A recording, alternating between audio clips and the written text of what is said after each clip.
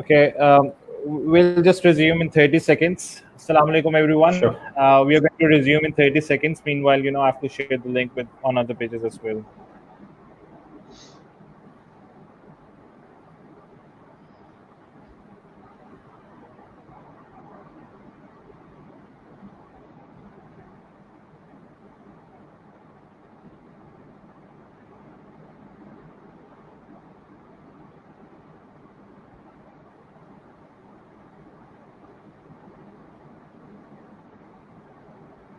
On other pages as well.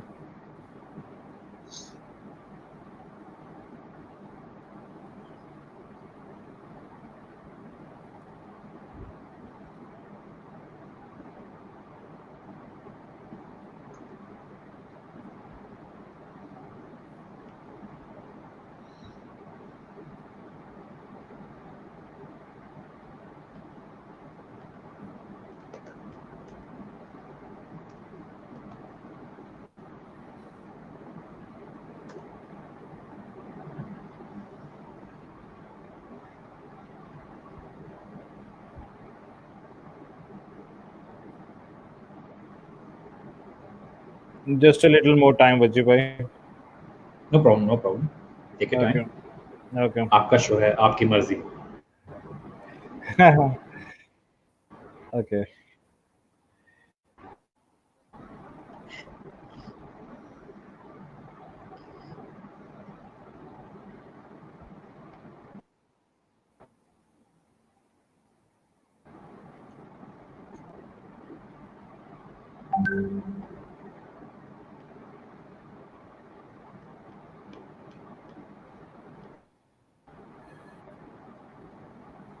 Okay, so I think it's taking a little time.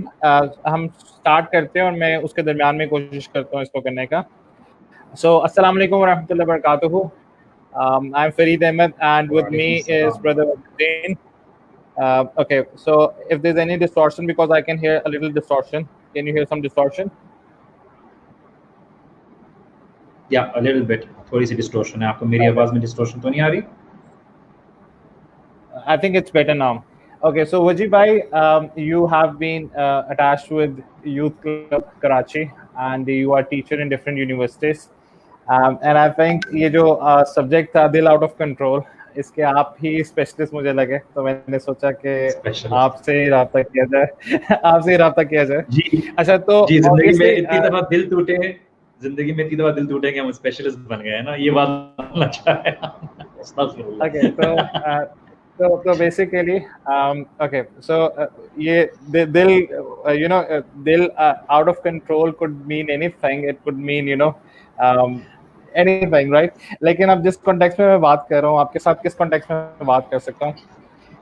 ये जो दिल होता है, ये आउट ऑफ कंट्रोल होता क्यों है? ये दिल आउट ऑफ कंट्रोल क्यों होता है? देखिए, अल्लाह सुब्हानहू व तआला ने इस दिल को एक खास मकसद के लिए बनाया हुआ है. एंड इंसान के अंदर कुछ ख्वाहिशात डाली हैं और उस ख्वाहिशात का सही इस्तेमाल भी है, गलत इस्तेमाल भी है. अब दिल आउट ऑफ कंट्रोल इसलिए होता है बिकॉज लोग बहुत सी चीज़ें ऐसी देखते हैं, उनके अंदर ख्वाहिशात डेवलप होती हैं, वो दूसरों की ज़िंदगी को देखते हैं, वो सोशल मीडिया पर लोगों की ज़िंदगी को देखते हैं और उनके अंदर ये चाहत डेवलप होती है कि मुझे भी कोई मिल जाए, अगर मिल जाए तो मेरी भी ज़िंदगी सवर जाए. या आउट ऑफ कंट्रोल इसलिए इसी से देखकर उसकी ज़िंदगी से हसद करने लगते हैं. या दिल आउट ऑफ कंट्रोल इसलिए होता है कि जब वो अपने आप को का गुलाम बना लेता है तो जो आता है. तो दिल आउट ऑफ कंट्रोल कई मानों में होता है. हम लिटरली उसको खाली लिमिट नहीं करते मोहब्बत, इश्क और प्यार में, बट हम बोलते हैं कि देखिए दिल आउट ऑफ कंट्रोल हमारी अंडरस्टैंडिंग जो रिलीजियस पर्सपेक्टिव से, जो हम कुरान और हदीस के मामले से कहते हैं, दिल आउट कंट्रोल तब होता है जब वो दुनिया से ज़्यादा लगाव ले लेता है और इंसान की सोच बहुत छोटी है, उसका परसेप्शन बहुत छोटा है और जब वो दुनिया की लिमिटेशन में देखता है तो समझता है कि दुनिया अगर मुझे मिल जाएगी तो शायद मुझे वाकई में असल खुशी मिलेगी, लेकिन असल में अल्लाह सुब्हानहू व तआला ने उसके लिए आखिरत में खुशी रखी हुई है. तो वो जब असल खुशी ढूंढेगा तो उसका दिल जो है वो लाइन पे आ जाएगा और उस खुशी से हट के दुनिया की तरफ आ जाएगा, तो दिल आउट ऑफ कंट्रोल डेफिनेटली होगा. I hope that answers your question.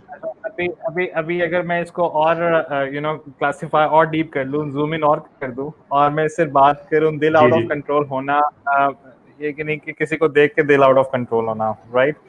यानी कि आप, मुझे कोई लड़की नजर ठीक आई है है, किसी बंदे को कोई लड़की नजर आई है और जनाब उसका दिल आउट ऑफ कंट्रोल हो गया सही है। तो पहली बात तो ये है हम्म, कि जो हमने उलमा से सुना हुआ है वो ये है कि हम जनरली ये वर्ड इश्क बहुत ज्यादा यूज करते हैं इन अ सेंस ऑफ आशिक रसूल, राइट? कि ये फलाना बंदा तो आशिक रसूल है। लेकिन अगर आप इसकी वर्ड की डेप्थ में जाएं तो क्लासिकल स्कॉलर्स ये कहते हैं कि वर्ड इस तरह यूज नहीं हो सकता, क्योंकि इब्ने तैमिया ने कहा है कि जो इश्क है that is particularly about the sexual enjoyment that you get from the other person, okay? It's जी it's more of a lust, right? अच्छा, तो जी ये जो इश्क है, क्या ये नेचुरल ह्यूमन इमोशन है या ये आर्टिफिशियल है? You know, what do you have to think about it? ये होता क्यों है और किस एज में सबसे ज्यादा होता है? देखिए फरीद, हमें बात ये समझने की ज़रूरत है कि अल्लाह सुब्हाना व तआला ने कंपेनियनशिप, जो हमें साथ में एक साथी चाहिए होता है, वो हमारे लिए एक पर्टिकुलर नीड रखी हुई है। और अल्लाह सुब्हाना व तआला ने जब आदम अलैहिस्सलाम को बनाया तो अल्लाह सुब्हाना व तआला ने साथ में कंपेनियन भी पैदा किया। और यही बात हमारे लिए अंडरस्टैंड करने के लिए बहुत ज़रूरी है कि हमें कंपेनियनशिप की ज़रूरत होती है।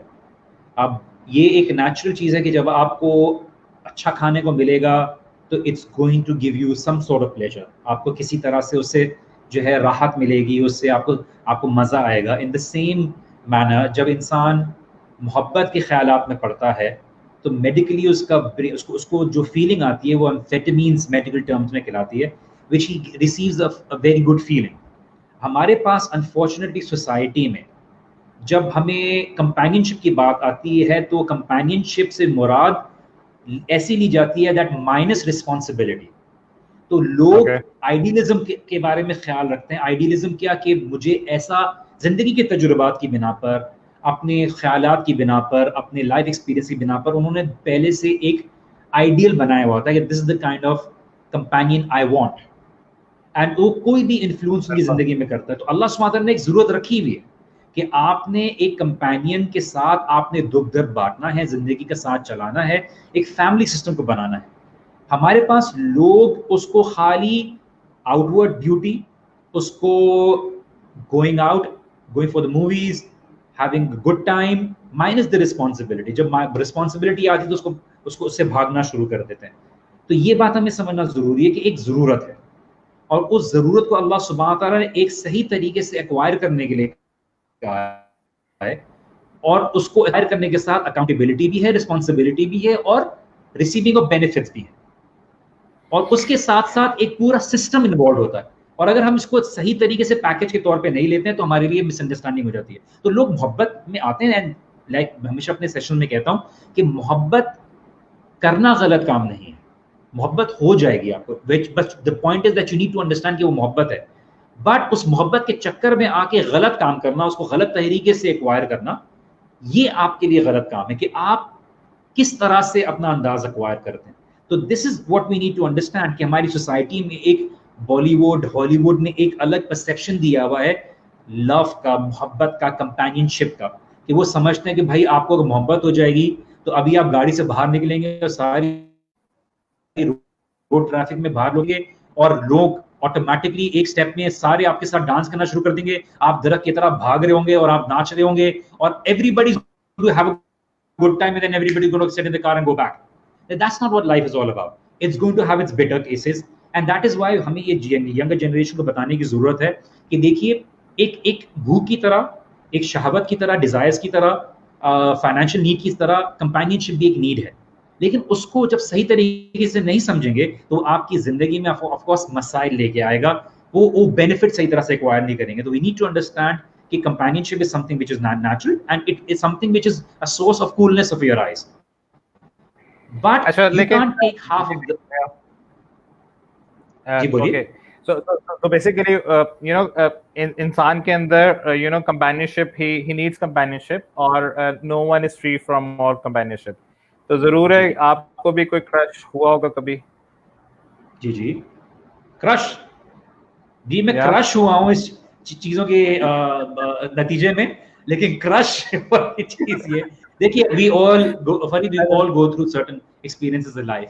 अल्लाह Yeah, सुब्हानहू व तआला ने हमें जिंदगी में ये बात सिखा दी कि जो मोहब्बत तुम तलाश कर रहे हो या तुम जो तमन्ना करते हो, वो मोहब्बत जो डिमांड करती है और जो तुम्हें दुनिया में खुशी दे सकती है, वो बहुत टेम्पररी है।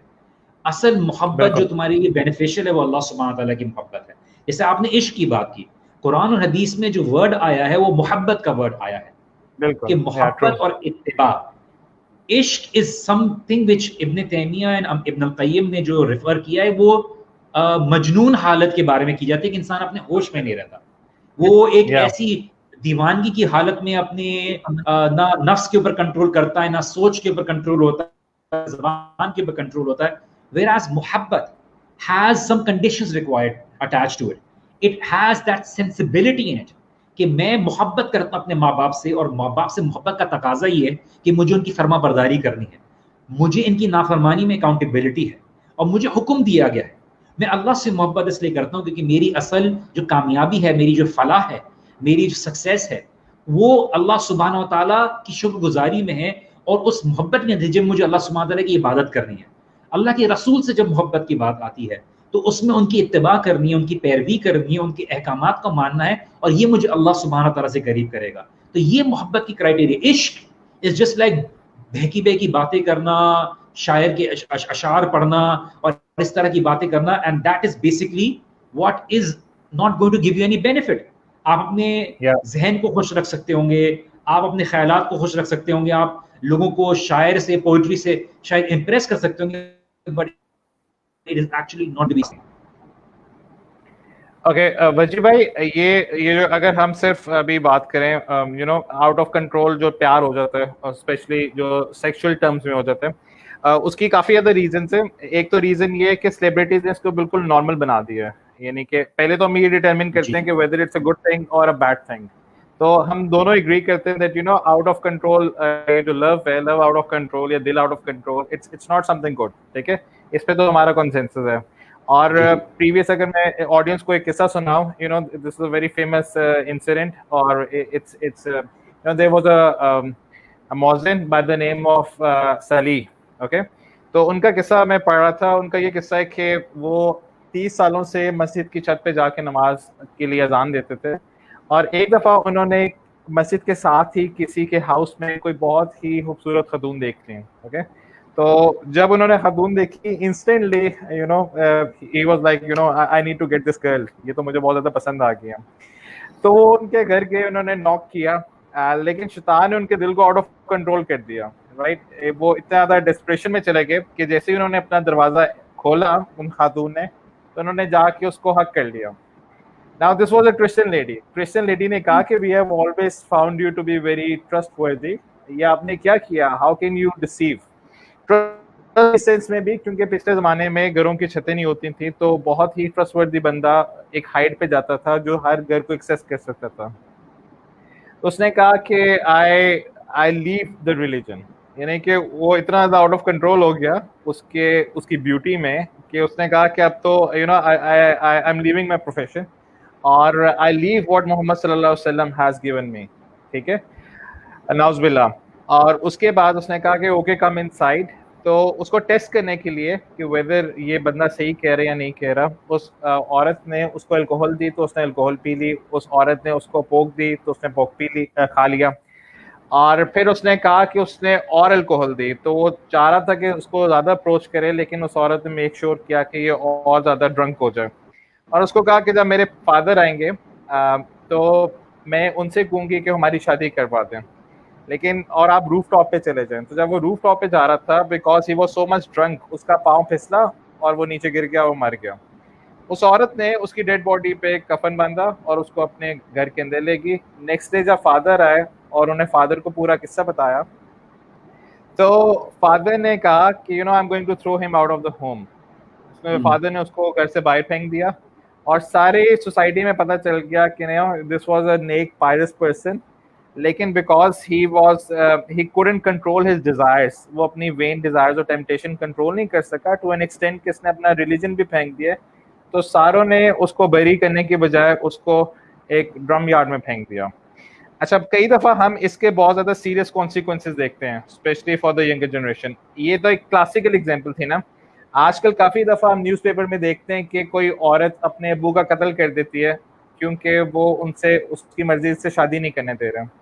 Okay, so people are willing to kill their father, यानी कि उन्हें कोई प्रॉब्लम नहीं है, या इस तरह का फॉर्मल डिस्प्यूट होता है, या कुछ मर्द और औरतें दोनों, यानी कि ये तो कोई भी कर सकता है, इस एक्सट्रीम तक पहुंच जाते हैं। अब हम यंगस्टर्स को इस एक्सट्रीम से कैसे बाहर निकालें, उसको क्या करना चाहिए?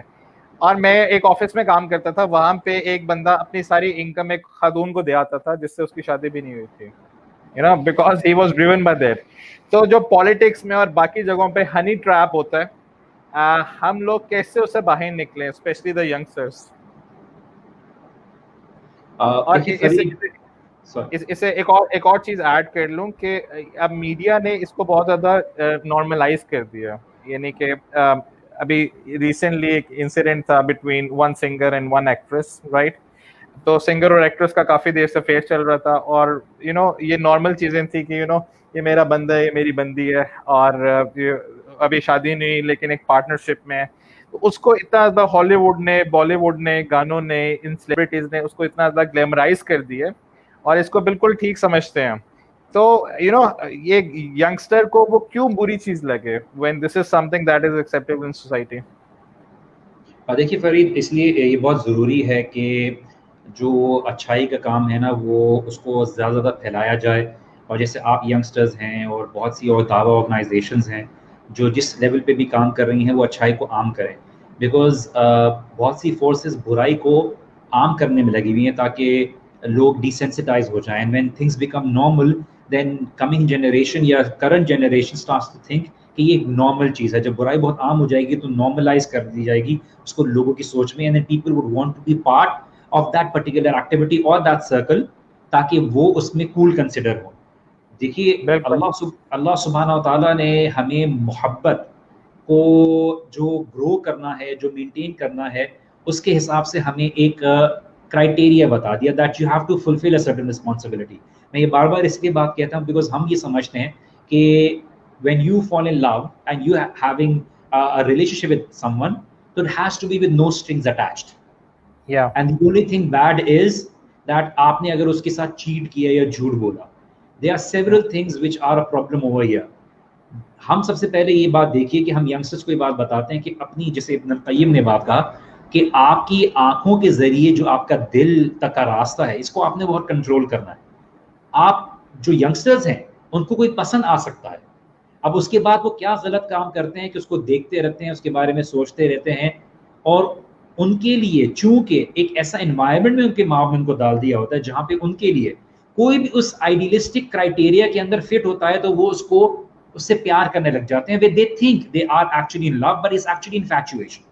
हम यहाँ पे डिफरेंशिएट करें कि हर जो फीलिंग है, अट्रैक्टेड है, उसको हम लव की कैटेगरी में ना कंसिडर करें, because love has to come with responsibility, it has to come with respect, it has to come with the idea of you being accountable for your actions। कि आप अगर वाकई किसी से मोहब्बत करते हैं तो आप उसकी जिम्मेदारी लेने के लिए आप उसके जो वली है उससे आप अपनी रिस्पॉन्सिबिलिटी को, उसकी रिस्पॉन्सिबिलिटी को अपनी तरफ ट्रांसफर कराएंगे। You will assure that I will take care of your daughter or your sister and I will fulfill her obligations under the umbrella of the criteria जो अल्लाह सुब्हानहू व तआला ने रखी है। अगर आप यंगस्टर्स को देखिए तो आज उनको क्या बताया गया है कि it's there is do not differentiate between a हराम रिलेशनशिप और अ लॉफुल रिलेशनशिप। वो ये बात तो एक हद तक सही कहते हैं कि लोगों की परवाह ना की जाए, लेकिन वो लोगों की परवाह ना करने वाली बात में कोई भी लिमिटेशंस को क्रॉस कर देते हैं कि लोग क्या कहेंगे। देखिए, आप और मैं जानवर नहीं है कि हमें कोई आज पसंद आया, आज हमने उसके साथ वक्त गुजार दिया, बोर हुए, कहीं और चले गए, हम किसी और के साथ कुछ अरसे रहे, हमने वो चले गए।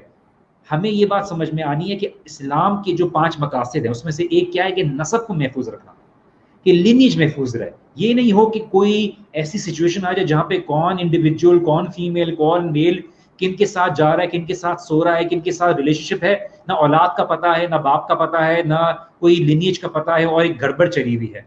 वी नीड टू अंडरस्टैंड कि फहाशी, बेहयाई, respect, bringing somebody on, a daughter or sister at home and fulfilling that responsibility, giving her a Yeah. respectable identity. तो मोहब्बत जो आजकल नॉर्मलाइज की हुई वो क्या की हुई है कि देखिए it's about fulfilling your desires, कि आपको कोई Yeah. पसंद आ गया, आपके हार्मोन्स कुछ बता रहे हैं और आपने बस उसके साथ अपनी कुछ अरसे तक जो अपनी डिजायर्स है पूरी की, देन जो बेसिक रिसर्च है क्या 1.5 ईयर तक ये चीज चलती है, यू नो, एक अच्छी blindly in love, going crazy and putting that person as a priority, then after that लड़ाई झगड़ा बहस, don't have a lot of things to talk about, she doesn't excite me anymore, he doesn't, you know, create my interest anymore, and automatically फिर क्या होता है कि 4 5 10 साल की इन्वेस्टमेंट एकदम से स्टॉप हो जाती है। कितने केसेस मेरे पास आते हैं कि मिस्टर वजी मैं क्या करूं, मेरे पास अब मैं किसी और के बारे में सोच नहीं सकता, मेरे माँ बाप नहीं मान रहे। I keep on telling them, देखिए of course what's done is done, लेकिन इसीलिए मना किया जाता है क्योंकि आपने इतने सालों की इन्वेस्टमेंट की इस रिलेशनशिप में without knowing, which is a gambling, कि आपको ये नहीं पता कि एंड क्या होगा, उसने रिस्पॉन्सिबिलिटी लेनी नहीं है, आपने आगे का सोचा नहीं, आपने एक रिलेशनशिप स्टार्ट कर दी, अब माँ बाप मान नहीं रहे कि वो स्टेबल नहीं है, उसकी ये फला फिरके का मसला है, उसका ये मसला है, और अब आप you have no way to गो।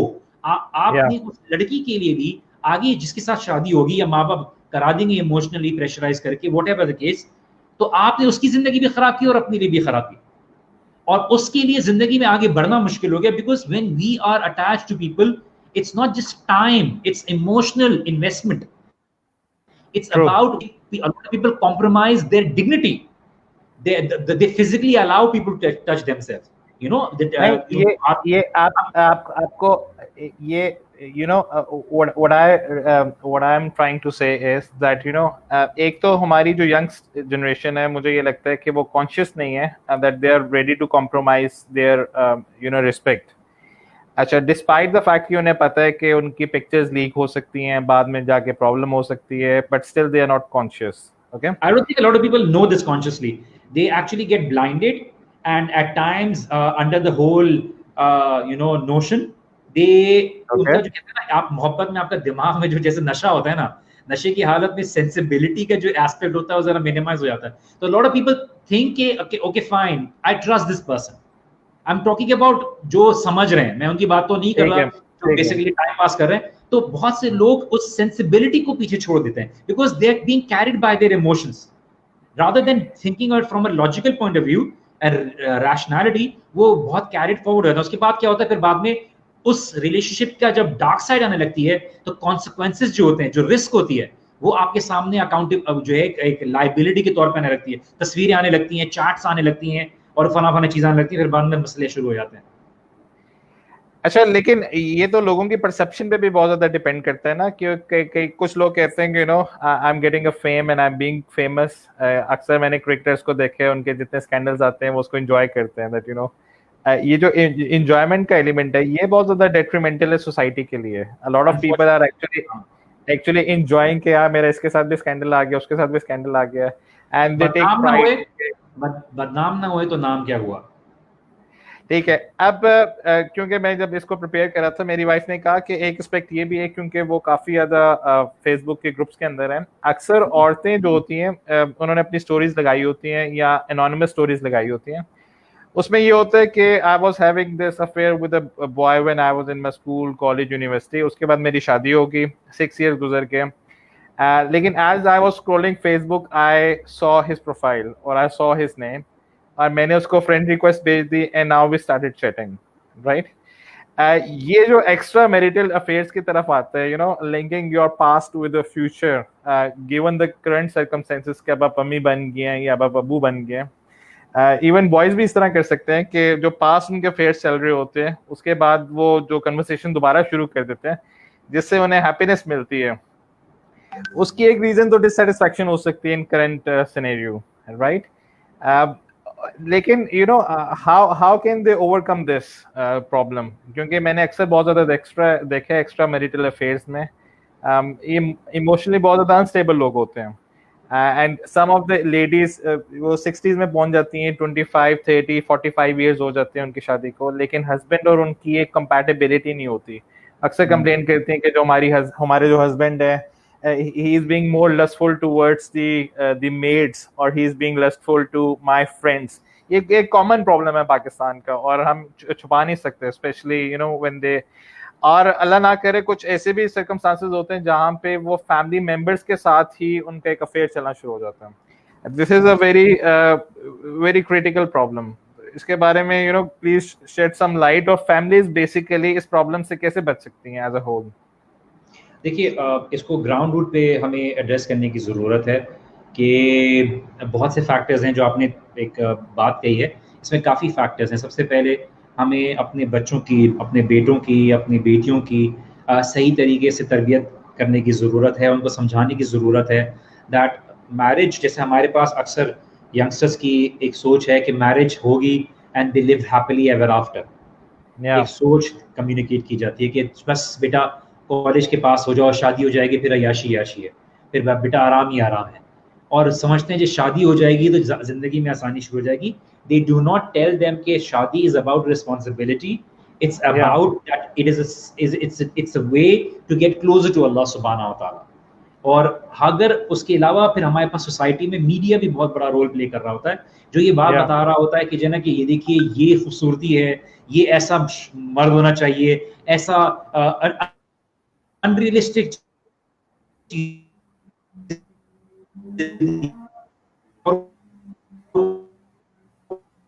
फिर उस तफरीक उसको डिजायर करते हुए उस एंटरटेनमेंट, बिकॉज तकवा ना हो, अल्लाह ताला से ताल्लुक ना हो, हराम हलाल का फर्क ना हो, और इस बात का खौफ ना हो कि अल्लाह नाराज होंगे, अकाउंटेबिलिटी होगी, तो वो इस चीज को किसी भी हद तक हासिल करने के लिए तैयार रहते हैं.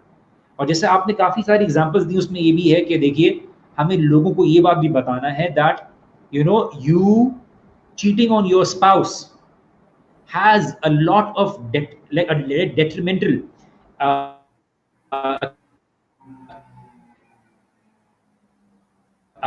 consequences. और यूजुअली ये जो मर्दों की तरफ से पाया जाता है वो उन 40s के बाद या क्लोज टू 40s, जब वो फाइनेंशियल स्टेबिलिटी की स्टेज पे पहुंच जाते हैं या कुछ एक्वायर कर लेते हैं, तो they have this other sense of being able to acquire it. और सेकेंडली हमें ये बात ये भी समझने की जरूरत है अबाउट मल्टीपल मैरिजेस. जब आपने मुश्किल कर दिया तो आपने ये देखा कि जना किस तरह से हराम रिलेशनशिप के लिए दरवाजे खोल दिए. और we know this medically that men have this lucid dreams regarding multiple females, and this is a medically proven thing, so you can't stop this. But अगर इसका मतलब ये नहीं कि आप अगर अल्लाह सुब्हानहू तआला ने कोई चीज जायज रखी है तो आप उसको हराम तरीके से चीजें करने लगे या गलत दूसरे का हक मार के करने लगे. That's not what we're saying. We're just saying that जो जरूरत के हिसाब से सोसाइटी में चीजों को नॉर्मलाइज करने की जरूरत है ताकि बुराई कम हो. और दूसरी चीज, आप लोगों ने शादियों को मुश्किल कर दिया, और सोसाइटी में जब आपने उसके साथ इतने सारे बैगेज लगा दिए हैं कि इतनी पोजीशन आनी चाहिए, इतना घर होना चाहिए, वो चीज जो इंसान को कभी कभार सारी जिंदगी लग जाती है एक्वायर करने की, या उनके पेरेंट्स की तरफ से उनको अगर एक किक स्टार्ट मिल जाता है कि बाप की तरफ से दौलत मिल गई है, बैंक बैलेंस मिल गया है, तो जब ये चीजें हुई तो लोगों ने इधर उधर अपनी जो है ख्वाहिशात को ढूंढना शुरू कर दिया. जब उनको अपनी शादी भी होगी, पैसे वाले के साथ होगी, लेकिन पुराना प्यार याद आ रहा है, नहीं, he doesn't love me anymore, we do not have this excitement, he doesn't care about me, he's always busy in work.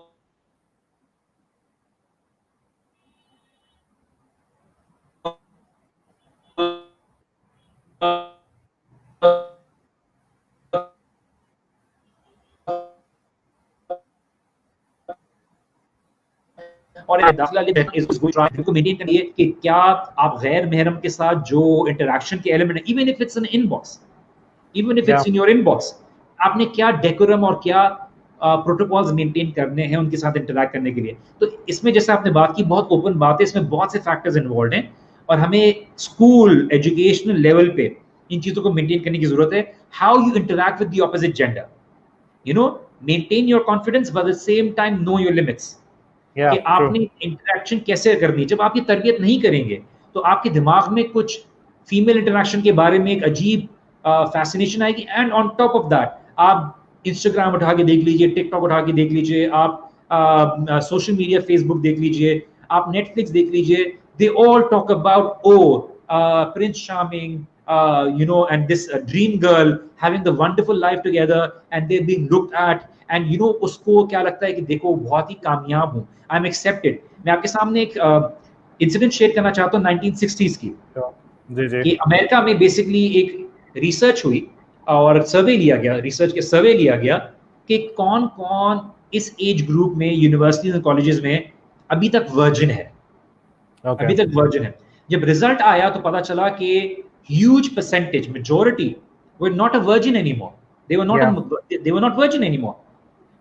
अब वो रिसर्च के बाद इंसिडेंट ये हुआ कि अडल्ट्री ज्यादा आम हो गई, because then everybody wanted to be in that majority. क्योंकि आइदर अगर कोई बोलता है कि वो या तो झूठ बोल रहा है या तो फिर वो उस कूल कैटेगरी में नहीं है, because if it's the majority then it has to be something cool. बाद में पता चला कुछ सालों बाद कि वो जो सर्वे किया था, जो रिजल्ट प्रोड्यूस किया था, वो झूठ था, इट वाज एक्चुअली लो। और उसके बाद जब एक्चुअल सर्वे लिया गया तो पता चला वो वाकई में उस झूठ से भी ज्यादा इंक्रीज हो गया था। बिकॉज जब आप सोसाइटी में ये बात को नॉर्मलाइज करते हैं कि no it's the new cool, that it's everybody is doing it, then everybody would want to be part of it because nobody wants to be isolated. कोई भी आउटकास्ट नहीं रहना चाहता। और जहां पे हमारे यंगस्टर्स जिनकी जो फ्रंटल लोब है, जो 19 से 20 साल से पहले फुली डेवलप नहीं होती, वो जब हार्मोनली चार्ज्ड हैं और उनके पास गाड़ियां होंगी, मोबाइल होंगे, बाप का पैसा होगा, जेब में लोगों को खिलाने की वेन्यूज होंगे, कोई रोकथाम नहीं होगी, कोई तरबियत नहीं होगी, कोई सवाल पूछ नहीं होगा, तो फिर आपको क्या मिलेगा कि एक इंडिविजुअल 3 या 4 डैमेज रिलेशनशिप से होता हुआ वो एक मैरिज की रिलेशनशिप में आ रहा होगा। और जो मैरिज की रिलेशनशिप में आएगा तो जहनी तरीके से डिस्टर्ब्ड होगा, वो उसके हकूक नहीं दे पाएगा, उसमें कोई भी बुराई नजर आएगी, औलाद की तरबियत में मसला होगा और वो हर वक्त की लड़ाइयां होंगी। तो फिर आप देखिए फिर माशरा कहाँ जाएगा। वजी भाई, मैंने जब इसको बहुत ज्यादा पॉन्डर किया ना, उसकी रीजंस मुझे 3 नजर आई और मैं चाहता हूँ कि आप भी लाइट शेड करें। एक रीजन ये कि कुछ ऐसे लोग हैं जो इसको जस्टिफाई करते हैं कि it's okay to be in a couple, let them understand, let them experiment, उसके बाद वो डिसाइड करेंगे कि शादी करनी है या नहीं करनी, या करनी चाहिए या नहीं करनी चाहिए। या वो ये भी कहते हैं लोग कि अगर अच्छी इंटेंशन है तो as long as you are dating someone और you are in a very serious relationship तो ठीक है। जिस तरह जब लक्स स्टाइल अवार्ड हुए and there was a scandal के एक एक्टर ने दूसरे एक्टर को किस किया और they wanted to get married, तो there is a very prominent person, Hamza Ali Abbasi, उसने कहा कि as long as they have intention of getting married, for God's sake leave them. तो इसमें बहुत मजे का कमेंट आया जो मैंने स्कूल में पढ़ा हुआ था, इनफैक्ट मदरसे में, कि उन्होंने कहा कि आप जिना इस नियत से नहीं कर सकते कि मुजाहिदीन पैदा होंगे।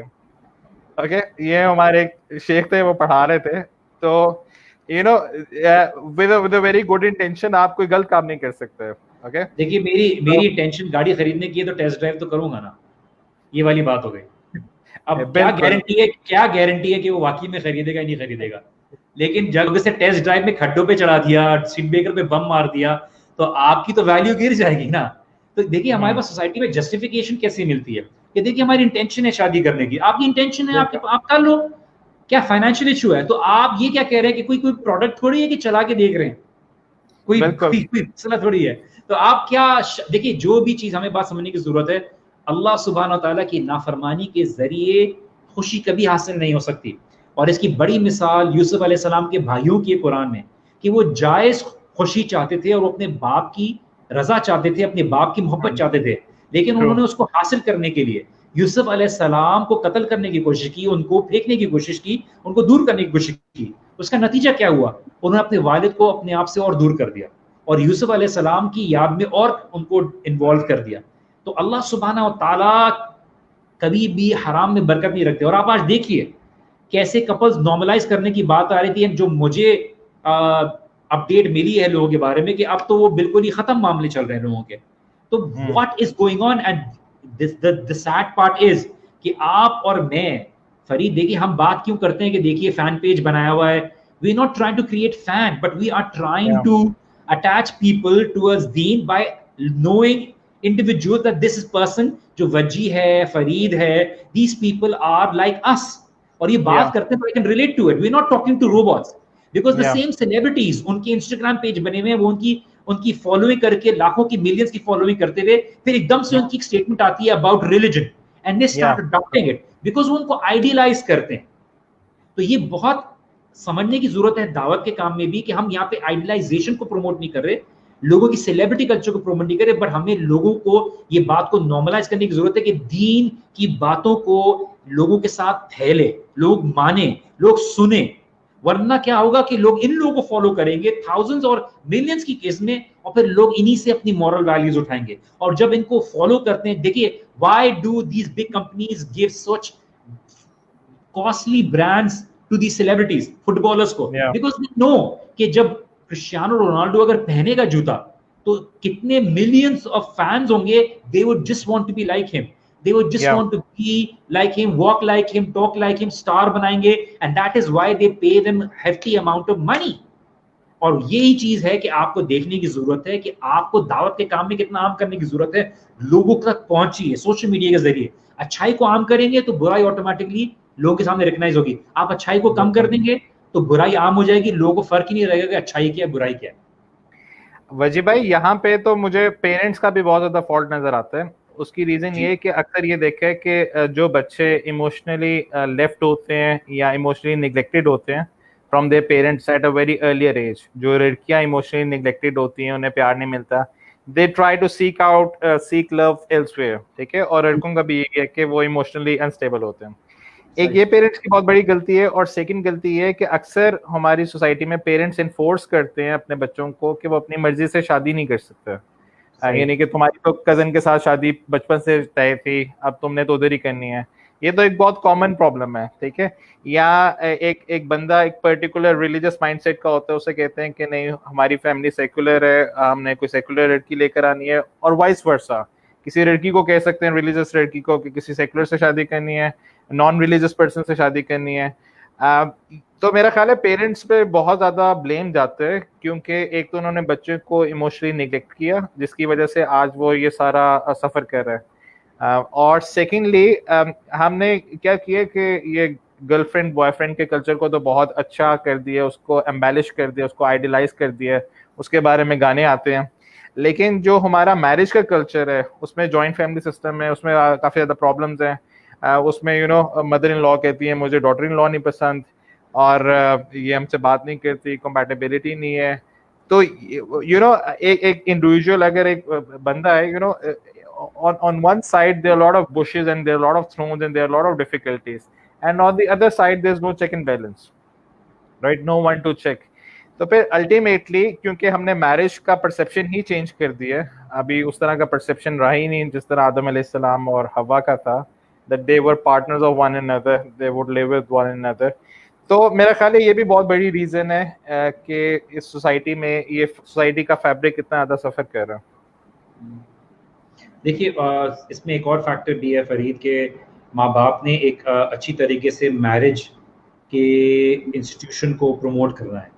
बहुत से लोग इस रिलेशनशिप की ज़रूरियत को इस हद तक तो रखते हैं कि वो एक दूसरे के साथ ज़िंदगी गुजारते हैं और फिज़िकल नीड्स को पूरा करते हैं, और द सेम टाइम वो मैरिज में जाना नहीं चाहते, बिकॉज उनके सामने जो ज़िंदगी में तजुर्बे होते हैं, जो अपने माँ बाप के एक ब्रोकन रिलेशनशिप को देखा होता है, वो उसकी वजह से उस रिलेशनशिप को नहीं अपनाना चाहते, या आपने उसके साथ इतने फैक्टर्स इन्वॉल्व कर देते हैं कि वो उस फैक्टर की वजह से उस रिलेशनशिप में जाना ही नहीं चाहते। बिकॉज देखिए आपके लिए अगर शादी सिर्फ यही है कि अपनी शहावत को पूरा करना है, खाली बच्चे पैदा करना है या एक साथ रहना है, अगर आपकी नजर में शादी सिर्फ ये है, तो फिर आप इसको निकाह के जरिए तो पूरा नहीं करेंगे, आप तो फिर किसी भी तरह से पूरा कीजिए। और जब लोग के साथ ये भी फैक्टर कर देंगे कि देखिए आपने डिवोर्स के केसेस में इतनी जायदाद को अदा करना पड़ेगा और इस तरह से करना पड़ेगा, तो लोग कभी उस बाउंड्री में जाना ही नहीं चाहेंगे। तो आप ये जो आसान करना है, वेस्ट में स्पेशली जो इनहेरिटेंस हाफ हाफ होती है, अक्सर लोग इसलिए शादी नहीं करते। तो हमें लोगों को बताने की चाहिए, देखिए हमारी यंगस्टर्स को एक बात बताने की ज़रूरत है कि यस फितना बहुत ज़्यादा है, it's becoming difficult to get married, but at the same time इस पे सब्र करना और अल्लाह सुब्हानहू व तआला से ताल्लुक़ जोड़ना और अल्लाह सुब्हानहू व तआला की रज़ा के लिए अपने आप को पाक रखना, अपने आप को अपना तज़किया करना, इसका अलग ही अजर है।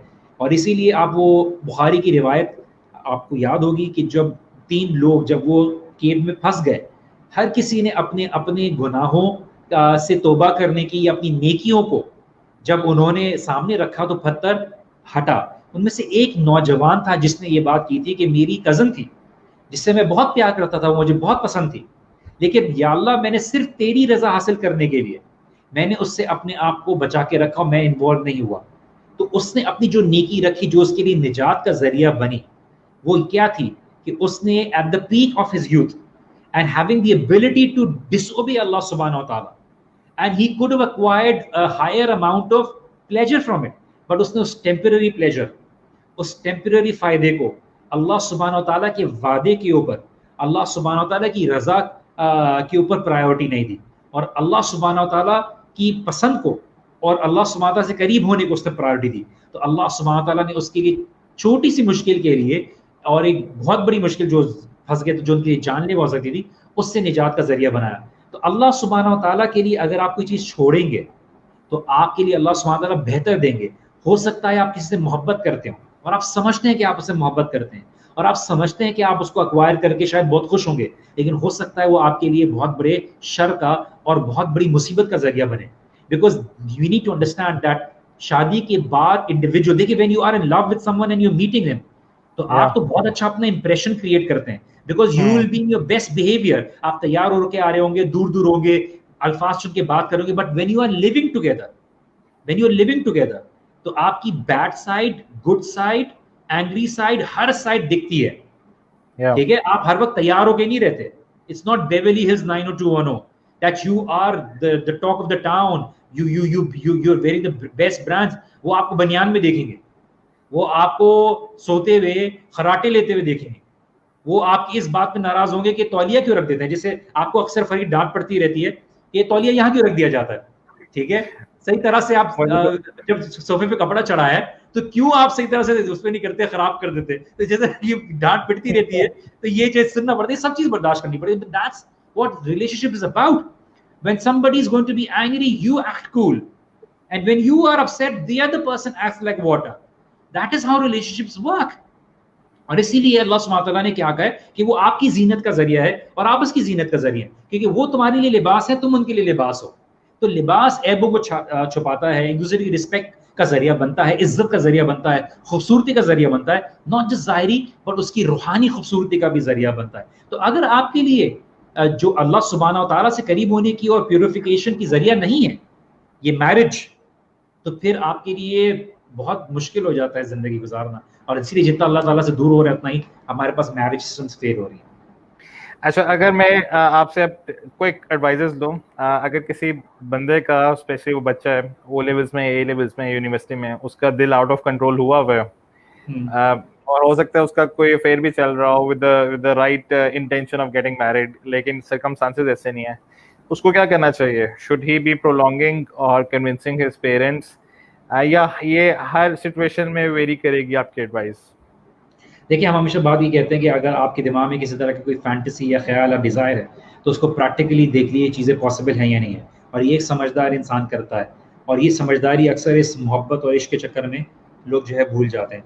आप बाकी किसी को पसंद करते हैं तो उस इन्वेस्टमेंट में, उस एरिया में अपनी ज़िंदगी, अपने टाइम, अपने ख्यालात, अपने एहसासात को इन्वेस्ट करने से पहले उसके रियलिस्टिक ग्राउंड्स देख लीजिए कि ऑन अ रियलिस्टिक लेवल अगर ये काम नहीं होता है तो हाउ मच प्राइस, कितनी प्राइस मैं देने के लिए तैयार हूँ।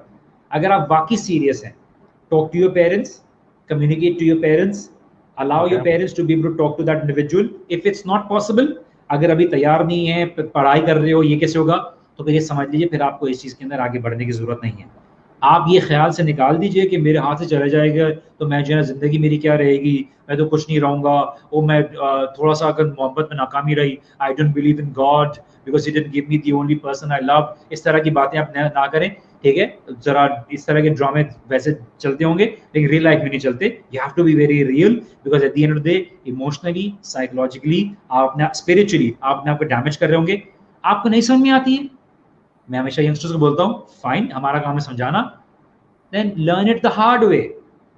और मैं आपको अक्सर बता रहा हूँ, मेरे जब स्टूडेंट्स समझाने के बाद जो मेरे एक प्रोसेस गुजरा है विद इन दीज 15 years, जब मैंने स्कूल के लेवल से लेके उनको यूनिवर्सिटी लेवल तक देखा है, जब वो आते हैं तो हमने बोला इसी के लिए बेटा तुम्हें समझाया था, और वो उस राइट टाइम पे जो टीचर बोलता है ना कि बेटा जरा मिलो, क्योंकि तुम्हें यही बात के लिए समझाया था कि तुम जो उल्टी सीधी शायरी डाल रहे हो ना कि दिल टूट गया तो क्या हुआ, हम अकेले हैं और जी लेंगे, इस तरह की जो इधर उधर की शायरी उठा के डाल देते हैं ताकि वो थोड़ा सा ही से तरस खा ले और आ जाए। तो हम उनको बोलते हैं कि इसीलिए मना किया था, बिकॉज तुम उल्टी सीधी बहकी बहकी बातें करते हो, ना पढ़ाई पे ध्यान देते हो। जाना था साथियों के साथ अभी ग्रेजुएशन पे, लेकिन अटक गए तीसरे सेमेस्टर के कोर्सेज के साथ, क्योंकि जाहिर सी बात है पिछले 2 सेमेस्टर और 4 सेमेस्टर तो मोहब्बत के चक्कर में बंक मार के या तो फिर बाहर कैफे में बैठ के निकाले हैं। तो यही चीजें ना आपके लिए बहुत बड़ी कॉन्सिक्वेंस की बन जाती है। B focus, if you really like someone, no, if you really truly love someone, you will never allow them to compromise on their integrity and respect. At the same time, you would want somebody to be in your life who would be the mother of your children, who would be your companion, और आप चाहेंगे कि आप उसके साथ एक अच्छी relationship रखें। बिकॉज मेजोरिटी ऑफ टाइम्स जब हो गया सब कुछ हो गया, ये फैक्टर सारे ऊपर हो जाते हैं और ओवरवेलमिंग खत्म हो जाती है, तो फिर क्या होता है, फिर लड़ाइयाँ शुरू होती हैं और फिर बाद में नापसंद होना शुरू करते हैं। तो बहुत टाइम पे रियलाइजेशन होती है कि नहीं, now I have issues with this person. तो ये तो फिर बाद में आपके पास दरवाजा ही नहीं रहता ना। शादी में तो आपके लिए बहुत से रिस्पॉन्सिबिलिटी और कॉन्सिक्वेंस रहते हैं, तो आप 2 दफा सोचते हैं, जबकि उधर भी लड़ाइयाँ होती हैं। तो be realistic, know that if you think that you love someone, it might be an infatuation just because you're in an environment where it allows you to be able to have a companion within that bound, but that does not mean that that is necessarily good for you. Consult with somebody who's experienced, कोई senior हो, कोई गुजरा हुआ हो, या कोई कोने में बैठा होता है, कि कॉलेज में कोई भी अकेला बैठा होता है जिसका दिल टूटा हुआ होता है और वो बेचारे 5वें 6वें सेमेस्टर का होता है, उससे पूछ लिया, वो बता देगा वो क्या करना है। वो बता देगा आपको कि कि इसका फायदा नहीं है, तो अपनी पढ़ाई पे फोकस कीजिए, और ये फायदा नहीं है इस तरह की चीजों में जाने का। अच्छा, सेकंड अब ये भी प्रैक्टिकल एडवाइस आपसे चाहिए कि कुछ लड़के होते हैं, कुछ लड़कियां भी हो सकती हैं जो जिसमें इंटरेस्टेड होते हैं, वो उन्हें लिफ्ट नहीं कराते हैं या वो आउटराइट मना कर देते हैं that we are not interested in you, और वो जिस तरह उन्हें बार बार टेम्प्ट करने की कोशिश करते हैं या इमोशनल ब्लैकमेल करते हैं, अपनी रिस्ट काट देंगे, लेटर लिखेंगे I am going to commit suicide ईयर वो। एक तो ये कि ये साइकोलॉजिकल एक प्रॉब्लम है ऑब्वियसली, जिसका जो यू नो किसी भी वजह से हो सकता है, ठीक है, या ये भी हो सकता है it's like a mad elephant जिसको आपने टेम नहीं किया सही। अच्छा, if someone is waiting for that particular girl कि मैं 3 साल उसके पीछे लगा रहूंगा, फिर 3 साल बाद she will come with you know she will come in her car or a red carpet आएगा and she's going to walk to me and she's going to say that you know I really love you and I wanted to get married to you, ये सारी बकवास है, right? इस तरह के लोगों को क्या करना चाहिए? What is the coping strategy for these people? देखिए, सबसे पहले जो आपने बात की कि मैं हाथ काट दूंगा, मैं सर काट दूंगा और ये कर दूंगा, तो ऐसे पागल इंसान के साथ तो जिंदगी में आपने गुजारने की जरूरत नहीं, क्योंकि कल को बोलेंगे मुझे मोबाइल लेके नहीं दिया, मैं हाथ काट दूंगा और मैं ये कर दूंगा। तो सब, और दूसरी बात ये कि देखिए आप भी कोई काके नहीं है या काकी नहीं है कि कोई अगर बाहर पे कोई सब्जी बेचने वाला बोलेगा आप मुझसे शादी कर लें वरना मैं हाथ काटूंगा, तो उससे शादी नहीं कर लेते। तो भाई देखिए, आप जरा किसी के ऊपर ब्लेम ना करें, ये सुसाइडल था, बी रियलिस्टिक। आप एक जिसको जानते नहीं हैं और अपनी जिंदगी जैसी प्रेशियस चीज जो आप किसी के लिए इस तरह जाया करने के लिए तैयार है, तो ऐसे शख्स के साथ तो आपको वैसे नहीं होने की जरूरत है। इस तरह का ड्रामा शायद पुराने जमाने में अमिताभ बच्चन के जमाने में चल जाता होगा लोगों को बेवकूफ बनाने के लिए, आज ये बहुत लोग हंसते हैं।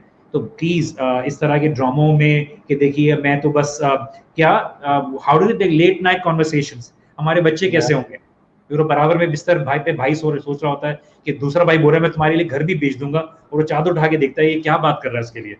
ये तो मतलब उल्टी सीधी बात है, मतलब you because you know you lose your senses. आप क्या मतलब आप ऐसी बातें कर रहे हैं जिसको आपने बिल्कुल कहते हैं ना कि चांद तारे तोड़ के ले आऊंगा, और शादी के बाद वो बोलती है जरा बाहर से भिंडी ले आओ, तो मौत आ रही होती है। तो मतलब लोगों के लिए जो है ना, मतलब बातें करना बहुत आसान है, चांद ले आऊंगा, तारे ले आऊंगा, ठीक है, फला चीजें ले आऊंगा, ये ले आऊंगा, और सब्जी लाने में जो है ना शिकायतें चल रही होती कि यार हर वक्त पहले नहीं बोल सकते थे इस तरह से। तो the point is that we need to be realistic. Secondly, जो 3 साल आपने इंतजार किया, तो आपकी मर्जी है, आप एक कबूतर को जब आजाद कर देते हैं और जब ये आसान इस एक्सपेक्टेशन में कि देखिए वापस आ जाएगा, that is a huge risk. आप 3 साल तक अपने साथ एक इन्वेस्टमेंट रख रहे होते हो, if it's not going to be on a legitimate reason, कि ठीक है 2 लोगों के बीच में एक अग्रीमेंट हुई है और एक एंगेजमेंट हुई है कि देखिए हमने आप लोगों की पढ़ाई कर देनी है, तो फिर आप लोगों की शादी करानी है, और उस वक्त तक आप लोगों ने इंटरैक्ट नहीं करना है और इस लिमिटेशन को मेंटेन करना है, दैट इज समथिंग डिफरेंट। लेकिन अगर आप वैसे ही अपनी तरफ से उम्मीदों में बैठे हुए हैं कि 3 साल इंतजार करूं और पता चला उसका वहां से रिश्ता आ गया, तो आपने बोला ये क्या हुआ मुझे, आप बैठे हुए मुंह खोल के कि ये क्या हुआ, भाई आपने अपनी तरफ से 50% करके बैठे थे ना, उधर से तो एक भी एग्जिस्टेंस नहीं थी। तो आप रियलिस्टिक रहें, जस्ट बिकॉज आप बोले मैंने तो अल्लाह ताला से मांगा था, तो ठीक है आपने अल्लाह ताला से मांगा था, तो आपने अल्लाह ताला ने अगर नहीं दिया तो आप इस बात पे ये भी तो यकीन रखिए कि अल्लाह ताला आपको उससे बेहतर देंगे। आपने ये जबरदस्ती कर दी कि अल्लाह ताला वही देंगे, लेकिन ये चीज याद रखिए कि आपने उसको उस तरह से भी एक्वायर करना है जो अल्लाह ताला ने तरीका रखा हुआ है। ऐसा ना हो कि आप ऐसी चीज समझ रहे हैं कि कोई बस मैंने मांगा तो मिल जाएगा, नहीं मिलेगा तो फिर मैं जो ना नहीं, कोई और और इसी इसी इसी रीजन से स्कॉलर्स कहते हैं कि जो कोर्ट मैरिजेस हैं वो मैरिजेस नहीं है। ला ऑल्दो निकाह इल्ला भी वली है, कोई निकाह नहीं है वली के बगैर, बिकॉज वली ने एक जिम्मेदारी ली हुई होती है। Why does Wali have to be there in निकाह? देखो वली ने उसकी फाइनेंशियल रिस्पॉन्सिबिलिटी, तरबियत की रिस्पॉन्सिबिलिटी ली हुई होती है, जो वो संभाल रहा है, because it's a system. Marriage is a system, family is a system. इस सिस्टम में कोई ना कोई हेड होता है, उस हेड के होते हुए उसके ऊपर कोई रिस्पॉन्सिबिलिटी होती है, उस रिस्पॉन्सिबिलिटी के साथ उसके कुछ राइट्स होते हैं जो और अथॉरिटीज होती हैं। तो जब वो बेटी का निकाह करा रहा होता है तो वो हैंड ओवर करता है कि मैंने अब इसको रिस्पॉन्सिबिलिटी जो संभाली थी अब वो तुम संभालोगे, और वो अग्री करता है कि मैं इसको निकाह में लेता हूं, मैं ये रिस्पॉन्सिबिलिटी संभालूंगा। तो आप तो वो रिस्पॉन्सिबिलिटी तो रख ही नहीं रहे, आपने कुछ और करना शुरू कर दिया। वली को पता ही नहीं है कि बेटी कहाँ क्या कर रही है, बेटा क्या कर रहे हैं, वली का तो बेटे के लिए जरूरत नहीं है, और बाद में तो से वली को पता चलता है कि ये चीज है, वली मना कर देता है। तो आप बोलते मैं कोर्ट मैरिज कर रही हूँ और साथ में रहेंगे, तो कोर्ट कैसे हो जाएगी भाई? आपने सारी जिंदगी किसी की तरबियत पर, किसी के घर पर, किसी की नरिशमेंट पर आपने पूरी 18 साल की जिंदगी गुजारी, 20 साल की जिंदगी गुजारी, और आप एकदम से बोलेंगे उसकी परमिशन के बगैर मैं अपनी मर्जी की मालिक हूं। तो इसके कॉन्सिक्वेंसेस है, ये समझिए कि आपकी जिस्म आपकी मर्जी है, आप पूरे सिस्टम का हिस्सा हैं। जब आप उस सिस्टम का हिस्सा हैं और आपके साथ लोगों की जिंदगी अटैच है, तो आपकी जिंदगी के बारे में आपको राइट है फैसला करने का, बट द सेम टाइम उसके साथ पूरी फैमिलीज इन्वॉल्व होती हैं। तो खाली अपनी जिंदगी ना सोचे, सबके लिए सोचे। यस, अल्लाह ताला ने आपको राइट दिया है, लेकिन उस राइट को वहां पे एक्सरसाइज करें जहां पे हलाल तरीके से एक्सरसाइज किया है। ये नहीं कहा है कि जना के जाके कोर्ट मैरिज कर लेंगे। और कितने किस्से, मेरे पास कुछ मेड काम करी थी, मुझे मेरी अम्मी ने बताया कि इसका मियाँ दुबई में है और इसने यहाँ पे कुछ रिश्तेदारों ने किसी दोस्त को रखा, उसने इसके साथ चक्कर चलाया और शादी कोर्ट मैरिज में जाके कर ली।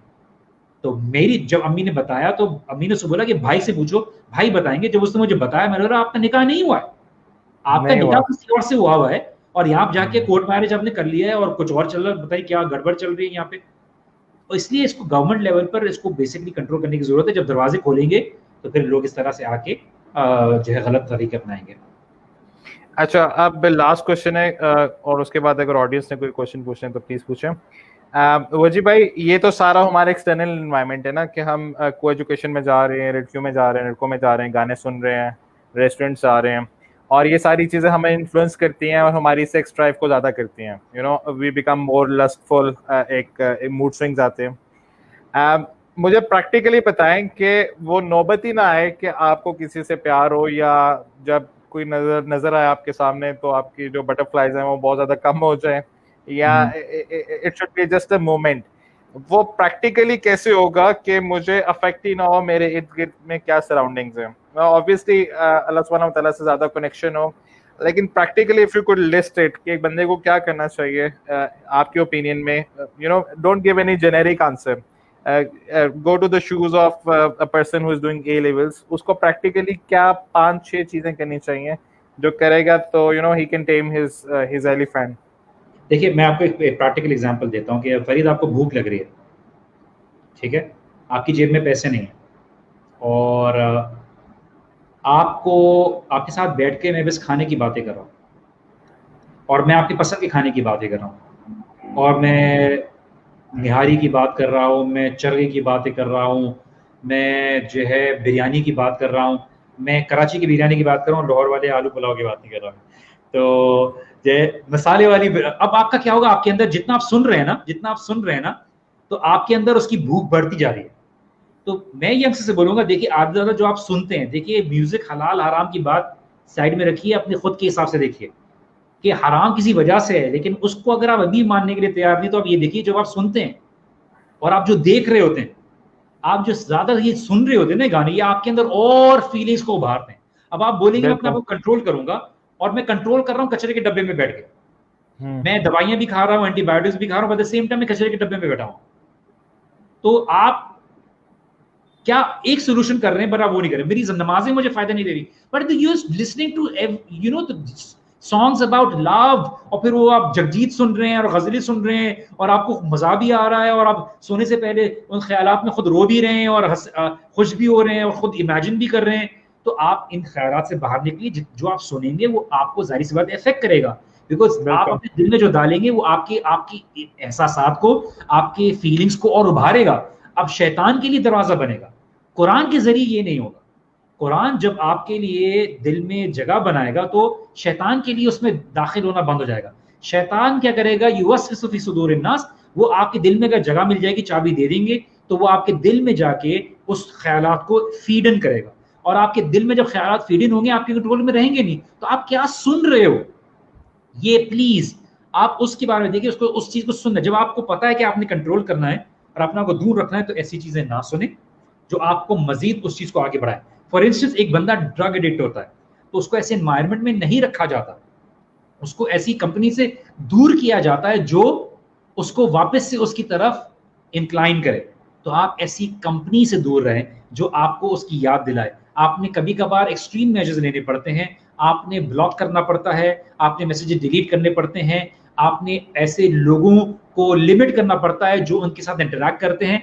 आप जाके एक दफा अगर सर्च करने लग जाएंगे, let's just see what she is up to और what he is up to, और आपने देख लिया उन्होंने प्रोफाइल अभी रिसेंटली चेंज की है, आप जाके कमेंट्स पढ़ेंगे कितने कोई लड़के का ऐसा कमेंट तो नहीं है जो मुझे पता चले they are actually you know in conversation with each other. फिर आपके ख्यालात आने शुरू करेंगे, और फिर आपको पता चलेगा कि आप पिछले 1 घंटे से उसकी तस्वीर ही देख रहे थे, और आप बोलेंगे ये क्या होगा।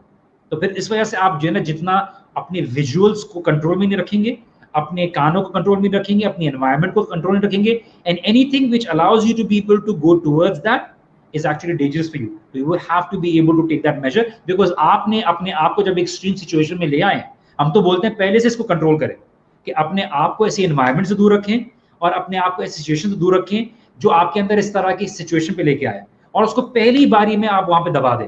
लेकिन अगर आप नहीं दबाते और आपसे गलती हो गई है, तो फिर आपने अपने आप को एक एक्सट्रीम मेजर लेना पड़ेगा कि अपने आप को ऐसे एनवायरमेंट से, ऐसी चीजों सुनने से और ऐसी चीजों को देखने से अपनी बेहतरी के लिए, अपनी सैनिटी के लिए मेंटेन करने के लिए अपने आप को सिक्योर करना पड़ेगा। ओके, थैंक यू वजी भाई। अब कुछ कमेंट्स में रीड आउट कर लेता हूँ। एक तो you know, one of our instructors says that, you know, mashallah, what's with the t-shirts, right? So ये हमारे एक you know, the common friend of ours जिनकी ये वेबसाइट है सुन्ना कॉन्शियस टी शर्ट्स, और दराज पे भी हैं, तो आप जाके ऑर्डर कर सकते हैं। अब मुझे तो ये शर्ट्स फ्री में मिली हैं, अभी मुझे वजी भाई का पता नहीं, लेकिन अल्हम्दुलिल्लाह he has been very kind कि उन्होंने मुझे फ्री में शर्ट्स गिफ्ट कर दी। Somebody was asking मेरी शर्ट पे क्या लिखा हुआ है, तो मेरी शर्ट पे लिखा हुआ है जन्ना इज माय गोल, और मेरी शर्ट पे लिखा हुआ है live life as if you are a traveller, okay, as a traveller. Okay, एक सिस्टर का कमेंट आया कि men are exploiting their wives that they have right for 4 marriages। तो कुछ जो हस्बैंड्स हैं वो अपनी वाइफ को इमोशनली टॉर्चर करते हैं बार बार ये कह के कि you know we have right for 4 marriages. I think ये जो इमोशनल टॉर्चर होता है वाइफ को बार बार करना, ये भी एक बहुत बड़ा सिन है। It's not something which we can say कि sin नहीं है, because in the end you are torturing someone, और वो भी उनके जो you know फ्रस्ट्रेशन पॉइंट्स हैं या जो पॉइंट्स हैं जिन पे वो टॉर्चर हो रही हैं उन पे हर्ट करके। I don't think this is something good. एक कमेंट था कि let me find that comment, just a second. इन्हीं का कमेंट है कि अंकल के दिल ज़्यादा आउट ऑफ कंट्रोल होते हैं, राइट? तो कुछ सिस्टर्स को ये लगता है कि जो अंकल्स होते हैं, specially it could be true क्योंकि रिसेंटली कंट्रोवर्सी हुई, कुछ टीचर्स सेक्सुअल हैरेसमेंट कर रहे थे और स्टफ लाइक दैट। इसके मेरे ख्याल है 2 वो हैं डायमेंशंस हैं।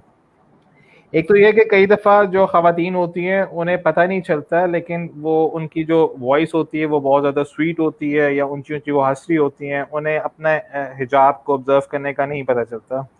और मैं ये नहीं कह रहा, मैं अंकल्स को जस्टिफाई नहीं कर रहा कि अंकल आउट ऑफ कंट्रोल नहीं होते, I totally agree with you. लेकिन sometimes the female have to also keep a barrier, और वो बैरियर बहुत ज़रूरी है। और मुझे ये लगता है कि जब इस तरह का क्राइसिस आता है जिसमें सेक्सुअल हैरेसमेंट होती है, अक्सर ये होता है कि दोनों पार्टीज का म्यूचुअल कंसेंट होता है, और उसके बाद फिर कुछ औरतें वुमेन कार्ड प्ले करती हैं और मर्दों को डिफेम करती हैं। मेरी ये पर्सनल ऑब्जर्वेशन है, हमेशा ये नहीं हो सकता कि बिकॉज इट्स वेरी डिफिकल्ट, अगर किसी की आप नेकेड आप शर्टलेस स्नैपचैट की पिक्चर्स आ रही हैं, तो पहली बात है आप उससे कन्वर्सेशन कर भी क्यों रहे थे। ऐसे तो नहीं होता ना रैंडमली कि मैं किसी को अपनी शर्टलेस पिक्चर सेंड कर दूं। मेरा जो ह्यूमन इंटेलेक्ट है वो इसको समझने से वो नहीं है। तो many times a lot of things को, इसलिए जो इस्लाम है उसमें ज़्यादा ये होता है कि म्यूचुअल कंसेंट, अगर सेक्सुअल कंसेंट हो तो फिर वो डीएनए रिपोर्ट से नहीं पता चलता कि वेदर इट वाज ज़िना बिन जबर और it was a mutual consent. ये इसको तो उसके लिए फिर एक्स्ट्रा ऑर्डिनरी सपोर्टिव एविडेंस होने चाहिए। तो और मी टू कैंपेन और बाकी सारी campaign, so I think it's very difficult. Awais का मैसेज आया, he says how to keep satisfy our heart in balance in professional life, job with people and management. वजी भाई ये बहुत इंपॉर्टेंट एस्पेक्ट है, because a lot of people get busy with earning, और वो corporate cultures में जाते हैं और सारी उनकी एनर्जी ड्रेन हो जाती है पैसे कमाते हुए, टू एन एक्सटेंड के वो फिर स्पिरिचुअली अपने आप को अपलिफ्ट नहीं कर सकते।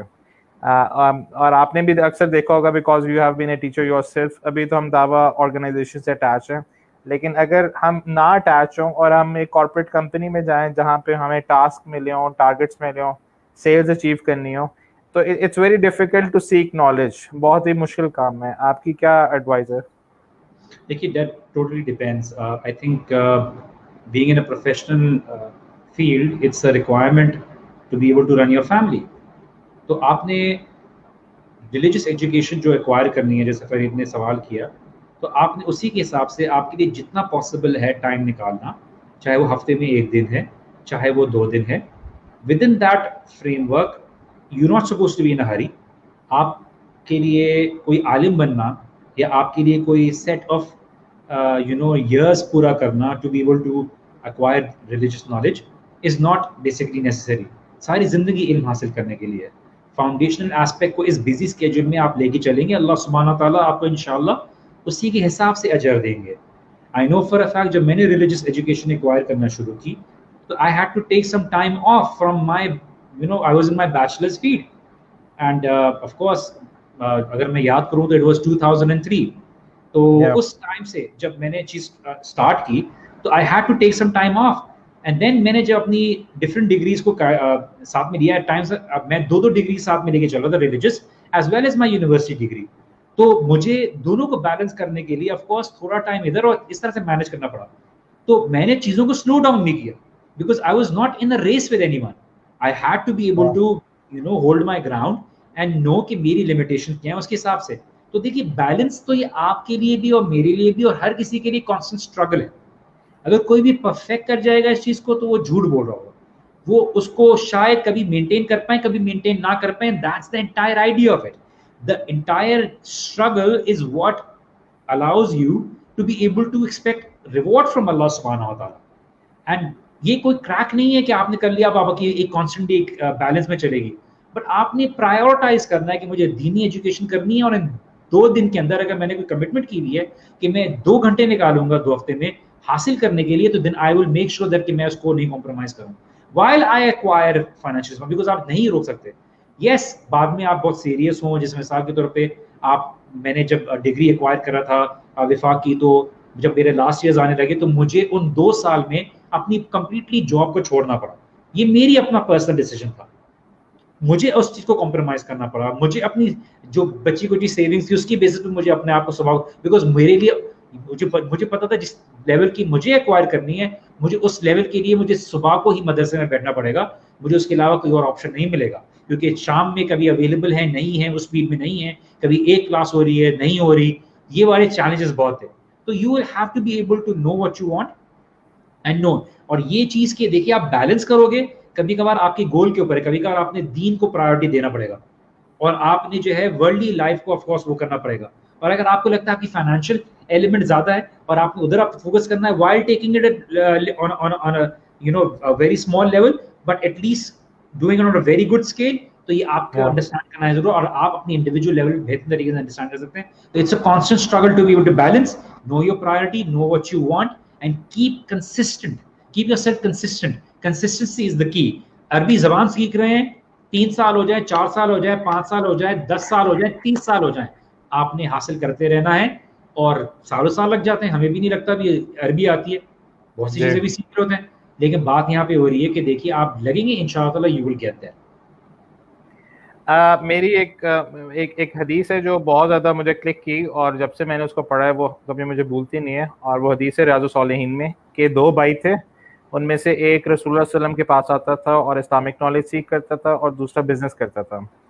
तो जो बिजनेस करता था उसने आप सल्लल्लाहु अलैहि वसल्लम के पास आके कहा कि आप प्लीज़ इसको फ्री कर दें थोड़ा सा ताकि वो मेरे साथ बिजनेस करें। तो आप सल्लल्लाहु अलैहि वसल्लम ने फरमाया कि इसको इधर ही इल्म हासिल करने दो, हो सकता है कि इसकी बरकत की वजह से आपकी इनकम ज़्यादा हो जाए।